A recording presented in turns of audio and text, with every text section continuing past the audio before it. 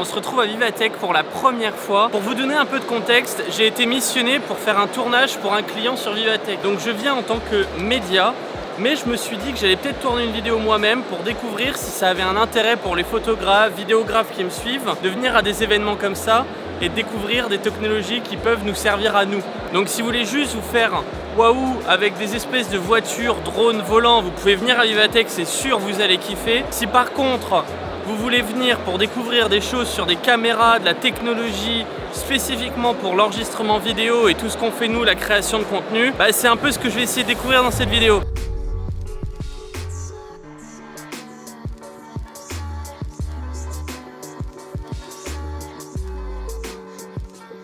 Mes premières pensées vont directement sur des créateurs du style Sony, Canon. Est-ce qu'on peut pas trouver un petit Fujifilm ou des choses comme ça? J'espère qu'ils sont là et peut-être qu'ils auront des choses à montrer. Apparemment cette année c'est quand même beaucoup de l'AI. Avec toute la technologie de ChatGPT et tout qui est sortie, il y a énormément de startups là-dessus. Et c'est plutôt des petites startups sur de l'intelligence artificielle et des softwares que beaucoup d'innovations hardware. Donc j'ai un peu peur qu'il n'y ait pas grand chose, mais je vais quand même faire un tour.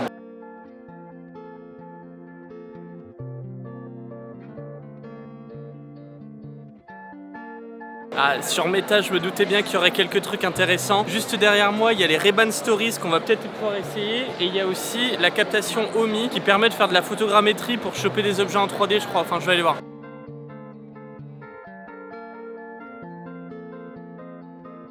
Donc là vous voyez c'est un A7R4 qui est branché à plein de petits capteurs avec un iPhone. L'iPhone il sert à faire une espèce de captation LiDAR. Pour ceux qui connaissent, c'est des lumières infrarouges qui sont envoyées pour capter la distance et du coup mapper en 3D. Les projections lumineuses permettent de ensuite aller chercher les couleurs et les textures. Et quand vous mettez tout ça ensemble, vous arrivez à récupérer l'objet 3D final sur l'écran qu'on voit derrière.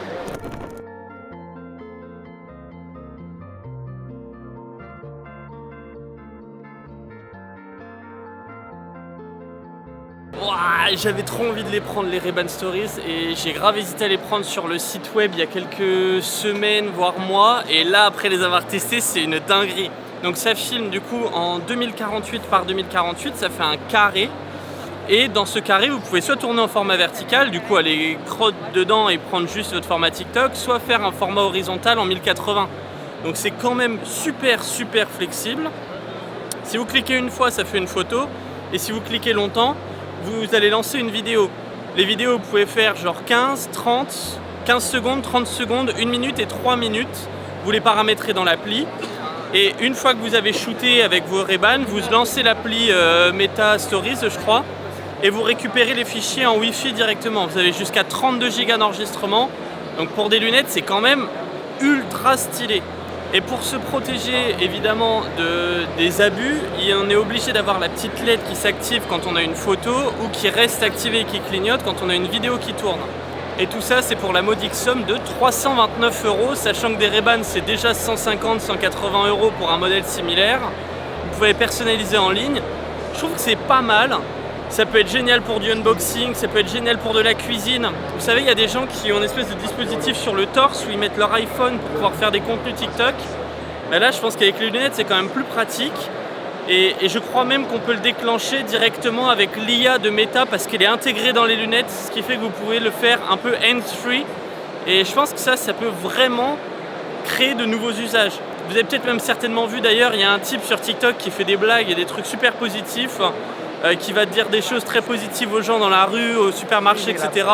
Et en fait, il est avec les Ray-Ban Stories. Et c'est pour ça qu'il arrive à capturer des moments genre ultra authentiques parce que les gens ils se rendent pas compte quoi. Bon, je vais chercher un autre truc. Quand on est média, on a quand même quelques avantages. Donc je vais aller profiter un peu du Media Lounge, prendre quelques boissons gratuites et surtout leur demander s'ils n'auraient pas des endroits à me recommander pour aller voir, pour découvrir des textes sur les caméras, le shooting, etc. Bon là, je vous ai trouvé un petit truc qui est un peu spécial. C'est pas vraiment sur la caméra, mais c'est plutôt pour aider les caméramans, surtout ceux qui font des trucs un peu extrêmes, un peu tech, un peu sportifs. Là, vous avez des moyens de se déplacer. Il y en a qui utilisent des one wheel, il y en a qui utilisent des scooters, il y en a qui se mettent au cul de leur voiture. Là, il y a un truc qui ressemble à des skis, mais sur la route. Je vais vous montrer.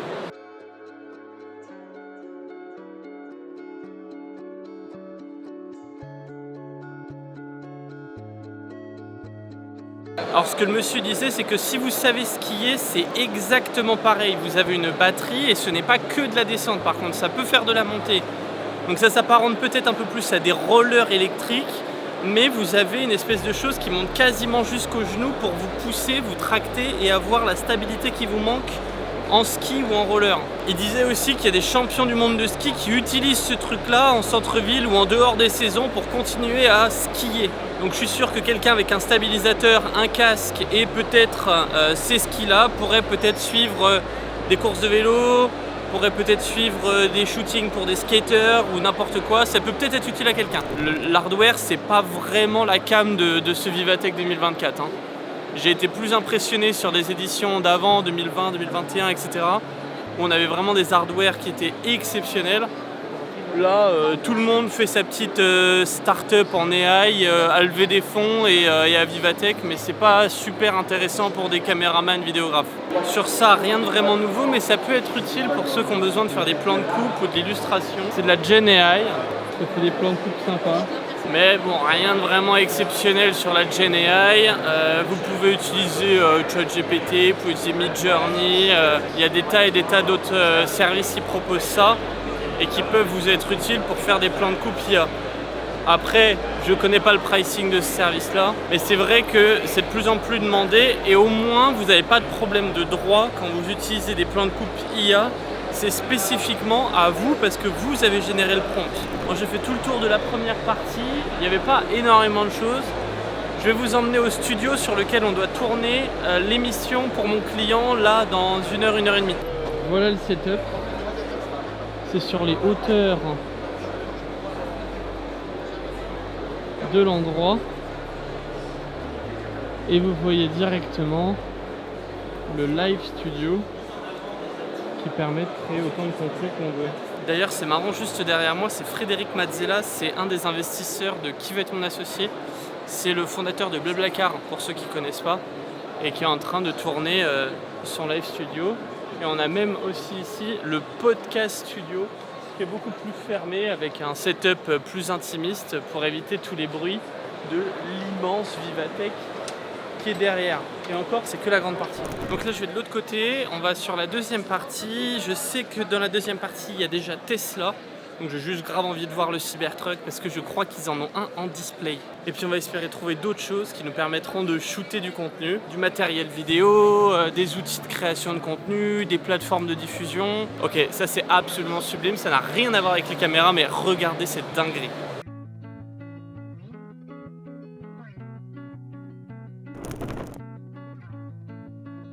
Du brodeur, j'ai envie du coup de faire une vidéo pour montrer les indispensables du brodeur. Il n'y aura pas de template pour ça, non, c'est trop spécifique, on ne va pas pouvoir créer des templates pour tous les cas d'usage. En fait, je demande à l'IA, fais-moi une vidéo sur les indispensables du brodeur. L'IA va me faire 4 propositions de vidéos à part entière. Donc ça va être vraiment, il y a une structure créative, il y a une structure narrative, des choix qui sont faits. J'y arrive pas, hein, depuis tout à l'heure. Bon, c'était encore une plateforme d'IA, je leur ai laissé leur chance, bah vous l'avez vu, ça n'a pas marché. Allez, suivant. Ah, j'ai vu qu'il y avait un stand Fnac, ils ont peut-être un truc pour nous la Fnac, on va aller voir. Oh, alors là, c'est mon bébé, regardez ça.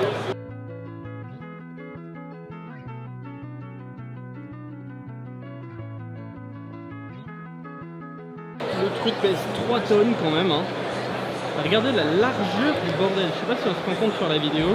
Mais regardez la dame comme elle est petite à côté là. Apparemment il faut aller voir Colin pour avoir accès à l'intérieur de la voiture. Je vais essayer de vous amener avec moi. Alors déjà on va retrouver le Cybertruck à l'intérieur. Je sais même pas comment j'ai fait pour rentrer à l'intérieur de cette voiture là, Tim. Je me retrouve à l'intérieur du Cybertruck. Alors la porte elle est ultra lourde sa mère. C'est exceptionnel. Le toit est vitré. Moi je suis tout seul dans le Cybertruck au milieu de tout le monde qui n'a pas eu le droit de rentrer, c'est quand même exceptionnellement drôle. Ici on a du coup la full interface Spotify, on dirait que l'écran est en 60 Hz, ça fait un bien fou d'avoir des vrais écrans. Alors je vais quand même aller au volant, juste pour essayer. Et c'est pas moi, hein, c'est le monsieur qui m'a dit que j'avais le droit de rentrer à l'intérieur. C'est une putain de dinguerie. Alors je crois que le prix c'était 100 000 € à la base, mais je crois que c'est un peu plus cher maintenant. Juste que vous ayez une idée, voilà à quoi ça ressemble d'être à l'intérieur. On a les pédales d'accélération et de freinage. On a beaucoup de place ici. À l'intérieur, le volant, on a... Oh, c'est ultra smooth. Alors il y en a beaucoup qui critiquent la qualité de build de la Tesla, mais c'est quand même quelque chose. Hop. Hop. Ah ouais, d'accord. Ok mec. Ok mec. Ouais non, c'est trop là. C'est trop pour moi.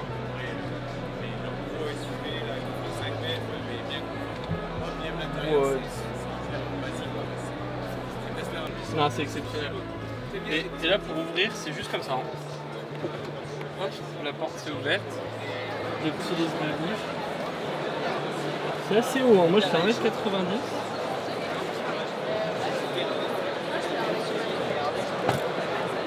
Donc là, on vient de voir que la vitre s'est remontée ici pour se refermer. On voit comme sur les Tesla toutes les caméras de protection qui permettent d'avoir l'appli connectée et qui permettent ensuite de pouvoir dire oui, non, refermer la voiture, repousser le truc. Le coffre est absolument gigantesque. Bon, l'arrière est incroyable. Ouais, super. C'est rapide, hein. Wow, le tour qu'il vient de me faire. Alors, Colin, Cimer, si jamais tu vois ces rushs, c'était vraiment super génial de découvrir tout ça. Bon, c'est pas une caméra, mais c'est marrant en fait, c'est un peu une caméra 360 si on y pense. Parce que chacune des caméras qui sont disposées ici, il y en a une autre à l'intégrer à l'intérieur de la porte qui est là, et même sur le devant. Alors sur le devant, je sais pas où elle est.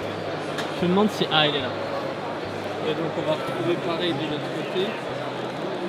Et donc de toutes ces caméras, on arrive à avoir 360 degrés autour de la voiture.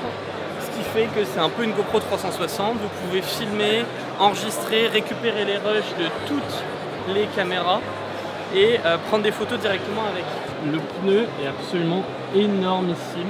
Bon, on devait aller à la Fnac, mais bon, au final, j'ai eu le droit de faire un tour à l'intérieur du Cybertruck, donc bon, qu'est-ce que vous voulez que je vous dise? Il y a des priorités dans la vie quand même. Bon, là, Zenbook, ils ont essayé de me gratter, ils ont mis une vieille capture d'écran dégueulasse de Premiere Pro pour faire croire qu'ils faisaient du montage vidéo, mais bon, je leur ai dit, du coup, vous avez Premiere Pro dessus? Ils me disent, non, on n'a pas installé, c'est juste une vieille capture d'écran en fait, c'est un peu bancal. Bon, sur le stand Fnac, il n'y avait rien du tout pour les caméras, laissez tomber, il n'y avait que des stands pour montrer MetaQuest et quelques petits objets tech, mais rien de très novateur. Ça, c'est peut-être pas le plus naturel pour vous de vous dire que c'est de la vidéo, mais en fait, si vous venez sur le côté avec moi, vous allez voir que c'est pas du tout fait pour autre chose que de la vidéo. Et quand on vient trouver le bon angle de perspective là-dessus, l'avantage de ça plutôt qu'un fond vert, c'est qu'on va avoir la réflexion de la lumière sur le sujet au centre. C'est-à-dire que tu ne vas pas avoir quelqu'un qui a des reflets verts sur la gueule, mais qui va avoir des reflets de la couleur de l'écran qui est autour. Bon là, le problème c'est qu'ils n'ont pas prévu de ciel lumineux, ce qui fait que la personne est super sombre au centre et que ça va pas du tout avec la vibe. Mais je suis sûr que c'est beaucoup moins cher d'installer un petit setup comme ça avec un 4 mètres par 4 mètres pour pouvoir faire tout type de tournage plutôt que de faire du Unreal en permanence.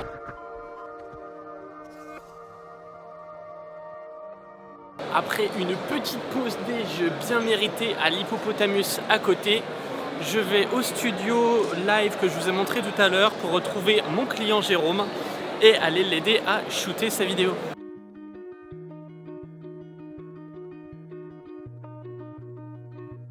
Là, on est dans les backstage du live studio, donc c'est beaucoup plus le bordel que ce que j'ai l'habitude. Moi, avec mon petit AT mini là et tout, c'est tout ridicule. Regardez les racks énormes qu'ils ont. On voit même ici les audios, on voit les vidéos, on voit chacun des plans caméra. Ici, du coup, on a un live switcher. Je pense que si on a du coup sur la caméra 5 ici, si on passe sur la 6, voilà, on a la preview et ensuite il faut certainement appuyer sur mix pour passer de l'un à l'autre. Voilà, preview programme. Comme ça là je prépare dans ma preview ici la 5 en l'appuyant ici et quand je l'appuie ici, elle passe en programme et ça me permet de de prévisualiser, d'être bien sûr que je veux bien mettre la bonne caméra et de pouvoir la changer. Et ici on a le final. Il faudra peut-être que je me mette des petits scotch pour avoir je sais pas, Jérôme, plan large et son invité, et comme ça moi je peux switcher en fonction de qui est sur place. J'imagine qu'il doit avoir un petit casque audio pour pouvoir récupérer l'audio et être sûr de ce qui est en train d'être raconté. Et ici, sur le plateau, voilà à peu près le setup. Donc on voit qu'ils utilisent des caméras Panasonic qui sont un peu genre tout en un. Ces caméras, je crois que ça s'appelle des PTZ pour Pan, Tilt, Zoom. C'est-à-dire qu'elles sont motorisées. Donc en fait, dans le moteur à l'intérieur, vous avez de quoi bouger l'angle audio vers le bas comme ça, gauche et droite, et zoom.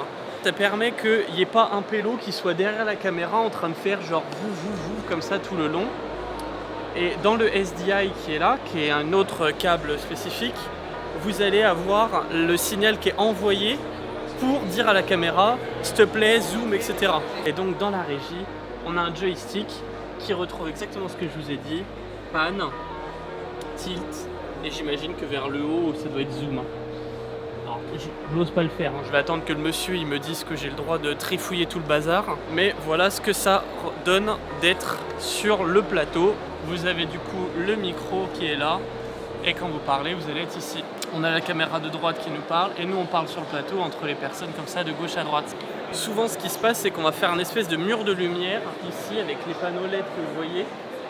Ensuite, on a des projecteurs très spécifiques et très concentrés, et tout ça, ça fait un espèce de mur de lumière qui va créer un gros halo, ce qui fait que les personnes qui sont en train de tourner ici vont être plutôt concentrées sur le plateau plutôt que les personnes qui passent et qui déambulent partout. Et ça, c'est quand même très technique et plutôt utile. On va faire la régie juste ici, et ici là, je vais faire le switch de caméra comme je vous ai montré pour pouvoir passer sur les plans. Donc le 5 c'est Jérôme, le 6 c'est le plan large, et le 7 c'est les invités. Ici on voit que ça tourne, nickel partout. Et puis, enfin, l'intelligence artificielle, et ensuite on fait robot, mobilité, santé. Et on va se servir de WhatsApp pour faire l'échange.